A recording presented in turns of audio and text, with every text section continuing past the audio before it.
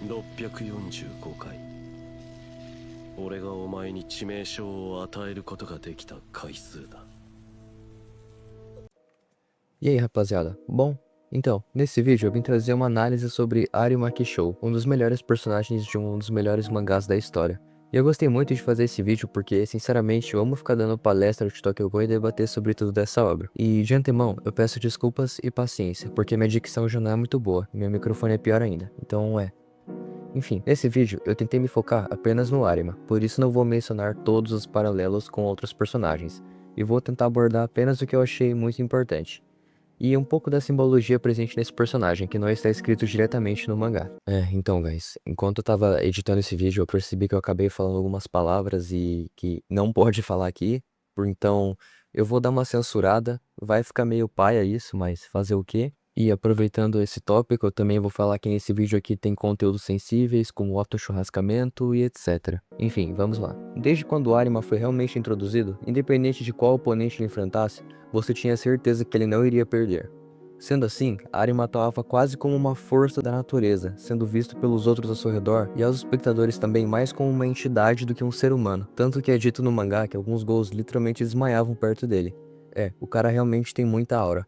Não à toa era conhecido como o investigador invencível da CCG, mas o problema mesmo era essa força absurda estar no lado oposto dos protagonistas e seus companheiros. Mas vamos por partes. Arima nasceu no Sunlight Garden, assim como Furo, Tarize, Hairu e etc. Sendo esse Sunlight Garden resumidamente um experimento da CCG que criava crianças meio ghouls defeituosas que morriam super cedo, mas tinham atributos físicos extremamente melhorados. Dessa maneira é possível fazer até uma analogia do Sunlight Garden ser um campo de os Washuseiros, o que é comprovado pelos gestos feitos pelos Washu, que fica bem óbvio aqui na verdade, também pela questão de ver mestiços como descartáveis e excesso de orgulho pelo próprio histórico de experimentos envolvendo criar uma raça pura e etc. Sendo assim, Arima nasceu destinado a ser apenas uma ferramenta a ser utilizada pelos Washu, o que pode ser identificado também no seu nome. Eu já adianto que eu não entendo muito de japonês, eu fiz isso com a ajuda do GPT, então se tiver algum erro, enfim, desculpa, mas vamos lá. Começando por Arima, que é o nome da família dele. Aqui a gente pode ver que tem a parte do Yu, Aru, que seria ter, existir, possuir, e Uma, que seria cavalo. Literalmente, ter cavalo ou onde há cavalos. Agora a segunda parte do nome, Kishou. Os kanjis utilizados aqui são o Ki e o Takai, que basicamente significa nobre, precioso, de grande valor.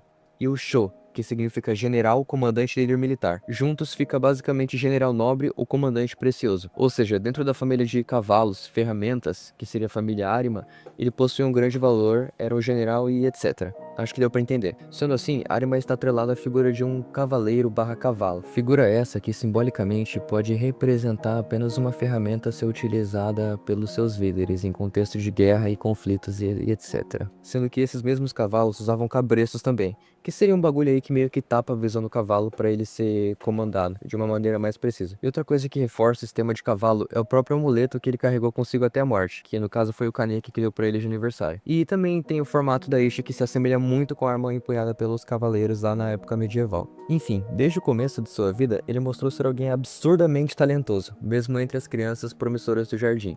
E como esperado, ele seguiu caçando gols e cumprindo ordens conforme sua vida ia passando. Em Tokyo Ghoul Jack, podemos ver que aos 16 anos, Arima, mesmo frequentando a escola e mantendo notas altas, ele já era capaz de enfrentar gols com extrema facilidade e leveza. Além disso, desde ali ele já mostrava um semblante frio e vazio. E ainda sobre seus feitos, ainda com 16 anos, ele matou a mãe da Touka e irmã do Renshi, e pegou Narukami com a Kagone dela. Aos 19 anos, ele simplesmente enfrentou sozinho Kuzen com Kinks emprestadas sem nenhuma dificuldade. E ainda com 19 anos, ele solou a Eto, que simplesmente é Eto, né? Não vou elaborar muito. Ele também, já com sua condição física prejudicada, além dele já estar quase cego por conta do glaucoma, ele matou a melhor representação de pai de menina dos animes, ou seja, o Sachi. Ele também solongou com guarda-chuva, trucidou Kaneki 2 vezes, Kaneki esse que já tinha vencido do Amon, Shinohara, estava em sua forma Kakuja, enfim. Arima era visto como a própria personificação da morte. Não à toa, o mesmo tinha títulos absurdos como o Ceifador Branco da CCG ou o próprio Deus da Morte, entre outros aí. Sendo assim, Arima era visto como um exemplo a ser seguido pelos outros membros da CCG, o que o Ishida deixa bem explícito ao decorrer da obra. Acho que todo CCG tinha como objetivo ser pelo menos 1/10 do Arima. A sua presença enigmática e ameaçadora não espalhava esperança ou tranquilidade, pelo menos não na visão dos inimigos dele. A sua presença cobria o ambiente com o mais puro desespero. Sinceramente, ao ler o mangá pela primeira vez, a experiência média de ver o Arima era sempre muito foda e interessante. Mas isso quando ele tava longe dos personagens que eu gostava, porque é como se você estivesse cultivando uma árvore por anos pra do nada chegar alguém e perfurar o cérebro dela, digo, botar fogo ou pisar nela, sem nem mesmo mudar um traço da sua expressão facial, numa serenidade que beira psicopatia. Um confronto contra Arima não era sobre ultrapassar sua força ou técnica, era basicamente sobre sobrevivência, proteção e principalmente sacrifício. Algo ou alguém teria que ficar pra trás. Sinceramente, eu nunca vou me esquecer da sensação que eu tive quando o Renji se meteu na frente do Arima pra salvar a Toka depois de todo aquele discurso de proteger e se sacrificar. Ishida realmente sabe escrever personagens fictícios. E agora voltando um pouco pra simbologia do Arima, mais especificamente para as flores que o Ishida escolheu para acompanhar o ceifador em seus confrontos mais impactantes. De antemão, eu já aviso que pesquisei e realmente não consegui chegar a uma conclusão 100% assertiva. Sendo assim, vou abordar as duas opções que eu encontrei. Bom, para começar, irei mencionar primeiro o Narciso, sendo essa uma flor que simboliza o renascimento, por ser uma das primeiras flores da primavera após o inverno, usada para simbolizar transformações, especialmente após períodos difíceis, e em funerais vitorianos podia ser um símbolo de sono eterno. Além do mais, a flor também está conectada ao ponto do Narciso, onde é possível interpretar dele, de maneira bem resumida, uma beleza impossível, uma espécie de perfeccionismo mórbido. Além do fato da flor ter nascido da morte, assim como os cadáveres ao redor de Arima lá no capítulo 138. E agora sobre a outra flor, seria a Bletila striata, vulgo orquídea roxa ou Shiran no japonês. Essa flor fala muito sobre elegância e nobreza, e segundo esse cara aí que passa uma confiança pra mim, porque ele traduziu os poemas de Tokyo Ghoul também e outras coisas em japonês, enfim, essa flor significa eu não vou te esquecer, não vamos nos esquecer, forma bonita, amor inabalável, amor que se vai. Sendo assim, uma flor mais romântica para o encontro do Arima e Kaneki, como se os dois estivessem conectados de maneira mais profunda. Não no sentido amoroso, pelo amor de Deus. Além da simbologia das flores, Arima também está atrelada à carta 13 do tarô, a morte, assim como o Juzo, que faz diversos paralelos com ele. E quanto ao significado dessa carta, é possível notar na imagem da carta um esqueleto com uma foice, cortando membros, cabeças e raízes. E do chão brotam brotos de vida entre os ossos, mostrando que a morte é também um adubo para a vida nova. Relação que trata da nova vida que Kaneki iria ganhar vindo a se tornar Raiz, além de remeter ao cenário mencionado por Kaneki dos cadáveres serem flores. Enfim, já essa outra versão da carta mostra a morte como um cavaleiro esquelético montado em um cavalo branco, dessa maneira se conectando com o que eu disse anteriormente sobre a simbologia do cavalo. Ao fundo, o sol nasce, indicando que da morte vem um novo amanhã, ou seja, renascimento. No chão, vemos figuras humanas caídas, simbolizando que a morte inevitável atinge todos, sendo mais uma vez um significado sobre novos começos e fim de ciclos. Ok, agora irei analisar a psique de Arima, ou seja, vamos adentrar nas profundidades de Arima.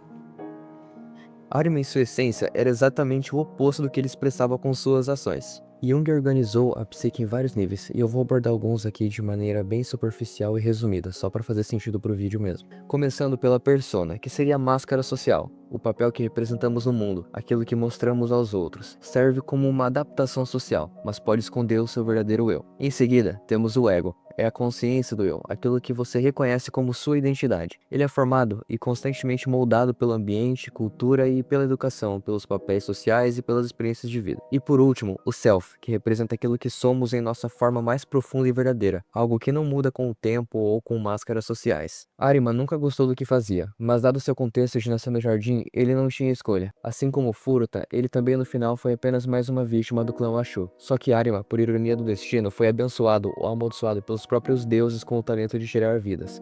O que Arima possuía ia muito além de apenas ser com aptidão ou agilidade. Ele era o deus da morte amaldiçoado com um coração gentil. Após anos matando e matando, Arima foi obrigado a vestir esse semblante de significância para se manter minimamente são. Arima presenciou a violência durante toda sua vida. Talvez aquele foi o único jeito que Arima conheceu de se impor e lidar com as coisas que aconteciam ao seu redor. O que faz muito sentido quando você para analisar que antes de escolher Kaneki e Ieto para serem seus companheiros, ele teve que trocar golpes com os mesmos, além das cenas que eram até cômicas do Arima e do Heise lutando enquanto conversavam casualmente. Violência sempre foi a principal linguagem ou maneira de se expressar no mundo de Tokyo Ghoul desde o começo. E ainda sobre violência, eu acho que esse entendimento da violência é algo muito importante e pouco falado.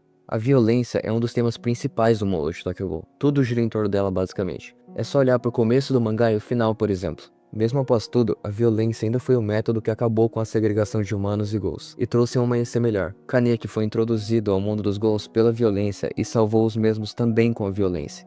Além do mais, Eto menciona, sempre impus minha opinião pela força. Arima também fez o mesmo. Kaneki fez o mesmo com o Naki para ele se submeter. Rize, na cena da cadeira, chama Jason de mestre, pois ele ensinou o que era violência para Kaneki e carrega isso, que seria o ato de estralar os dedos, consigo até o fim. Não tem o que fazer, violência é sim uma ferramenta a ser utilizada com responsabilidade, em Tokyo Ghoul, é claro. Enfim, debaixo de toda essa frieza e crueldade que ele cometia, como quando ele torturou Kaneki dizendo que matou todos seus amigos e que ele havia falhado, ou quando Arima se uniu a Eto mesmo sabendo que isso acarretaria em mais mortes, havia um motivo maior: a coexistência de humanos e ghouls, e o fim da estrutura cruel que dominava aquele mundo. Arima mostrou ser alguém extremamente estoico. Ele nunca agiu por impulso, sendo alguém muito calculista e cuidadoso com suas decisões, o que é refletido até mesmo em sua maneira de lutar.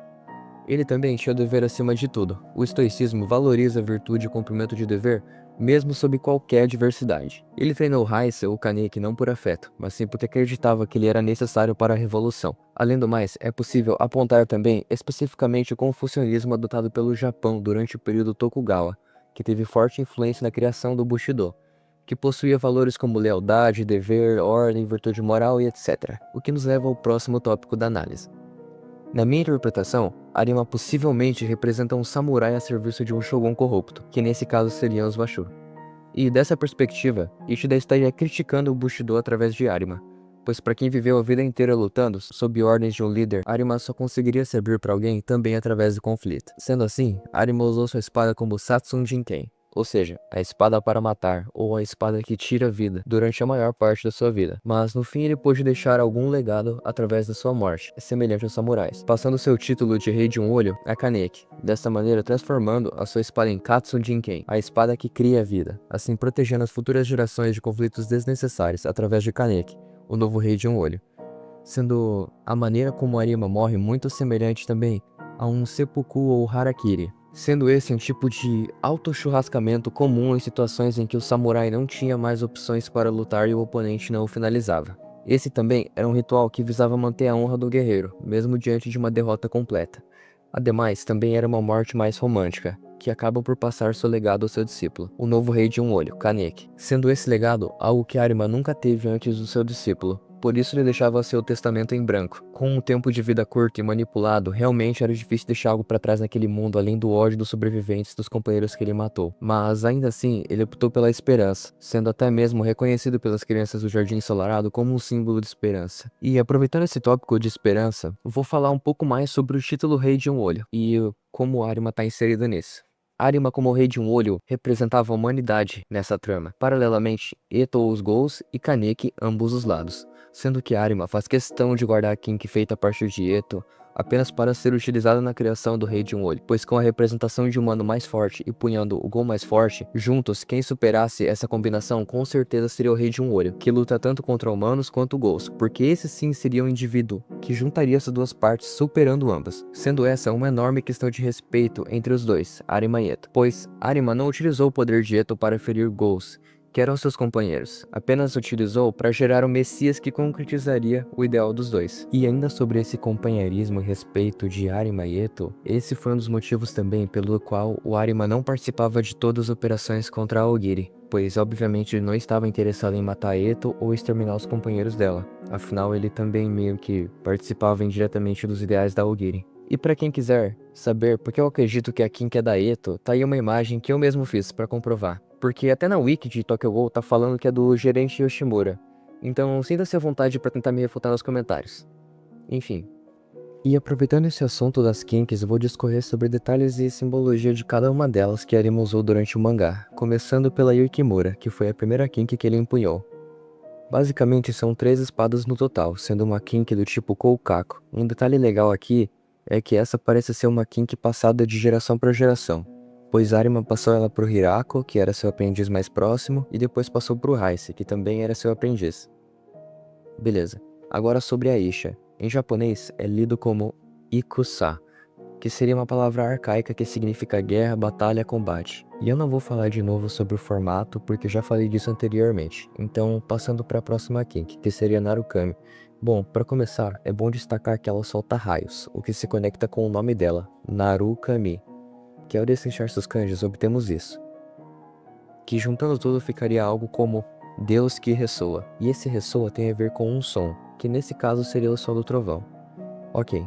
Além disso, Narukami é também o nome de uma peça de teatro no, que, bem resumidamente, conta sobre a história de um monge eremita, que seria o Narukami. Esse monge sente que o imperador o ofendeu, e como vingança decide usar sua magia para aprisionar os deuses da chuva e do trovão, o que acaba causando uma seca no Japão. E o imperador, vendo isso, envia uma cortesã para lidar com o Narukami, sendo que a missão dela é seduzir o monge e fazê-lo perder sua concentração espiritual, para que os deuses aprisionados sejam libertados.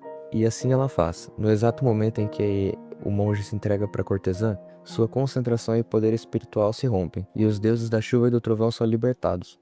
Enfim, e o que eu consegui interpretar disso com Arima? Bom, confesso que foi pouco, mas eu tentei. Vamos lá. Arima também se revoltou contra seu imperador assim como o monge Narukami. Ele também, entre aspas, aprisionou a mãe da touca que soltava raios, que no caso seriam essas divindades do conto. Eto também pode ser interpretada como a mulher enviada para seduzir o Narukami, já que ela seduziu Arima com ideais para que os deuses, que nesse caso seriam os Ghouls, aprisionados sejam libertados simbolicamente e literalmente. E a última Kinki seria a coruja, que eu já falei bastante. E como desfecho para sua história, já quase morto, Arima liberta uma borboleta, a qual ele esteve segurando por sua vida inteira. Borboleta essa que é comumente conhecida por simbolizar uma renovação ou uma transformação espiritual, sendo que essa borboleta pode significar diversas coisas, como por exemplo, o voo dela é associado à liberdade da alma e à leveza espiritual. Também no shintoísmo ou budismo japonês, a borboleta é muitas vezes entendida como uma manifestação da alma humana, sendo muito comum a sua presença após a morte de alguém. Nesse contexto, era até mesmo entendido que uma borboleta entrando em casa podia ser a alma de um ente querido visitando seus conhecidos em vida. E a borboleta como a alma humana de Arima separa ele ainda mais do seu cargo de ceifador, sendo essa alma dele algo que Arima suprimiu a vida inteira, e só foi capaz de libertar após a sua própria morte. Ademais, a vida da borboleta é delicada e frágil, o que dá uma camada diferente para o ceifador da morte, que com a mesma mão que tirou várias vidas conseguia ainda assim segurar algo frágil, belo e efêmero. E seu discípulo recita uma poesia dos seus ancestrais, a Oishi Ainu no Uta, um poema que ressalta os feitos em vida, assim o parabenizando e abençoando sua morte, sendo enfim o requiem para o ceifador, quebrando o ciclo de violência vivenciado pelo mesmo por sua vida inteira. Um detalhe legal aqui é que Kaneki recitou a mesma poesia quando estava louco na primeira luta dos dois lá no primeiro mangá, sendo essa também a primeira vez que nós vemos mais sobre as origens do Arima fora o Jardim Ensolarado. Enfim, Arima infelizmente não foi capaz de ver com os próprios olhos seu sonho se concretizando, mas ele ao menos conseguiu morrer sorrindo e aliviado. Afinal, dentre todos, quem mais desejava morrer era o próprio Anjo da Morte.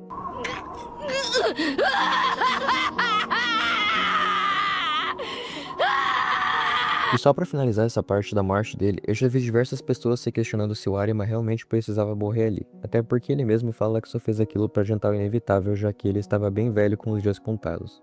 Mas todos sabemos que mesmo velho, cego, sem braço, sem coração, ele ainda seria útil. Por exemplo, na hora de escoltar o Kaneki pra fora de Cochlear, trabalho que a equipe Zero fez. Mas, no meu ver, a morte dele foi sim extremamente necessária naquele ponto. Não por ele descansar logo, mas sim porque o Kaneki, o novo rei de um olho, tinha que aprender a sujar as próprias mãos com o sangue de quem era especial para ele. O que serviu de combustível para ele conseguir executar Arisa posteriormente no mangá, já que Arisa era sim uma pessoa muito importante e querida por Kaneki, mesmo após tudo. E por enquanto é isso. Acho que eu consegui passar por tudo que eu queria, e quanto ao Power Scaling, eu acho que eu prefiro me manter longe dessa parte, porque eu particularmente não gosto muito disso, e também porque em Tokyo Ghoul muitas vezes a lógica é sacrificada por simbolismo nesses combates do mangá. Então eu acho errado usar essa perspectiva de rinha de galo em Tokyo Ghoul especificamente. E esse vídeo deu muito trabalho pra mim fazer, porque eu não tenho muita experiência com edição e essas coisas, meu microfone é uma bosta também. Eu também tive que gravar algumas partes do vídeo de madrugada, mas no fim acho que ficou aceitável o resultado final. Muito obrigado pela sua atenção se você chegou até aqui e tchau!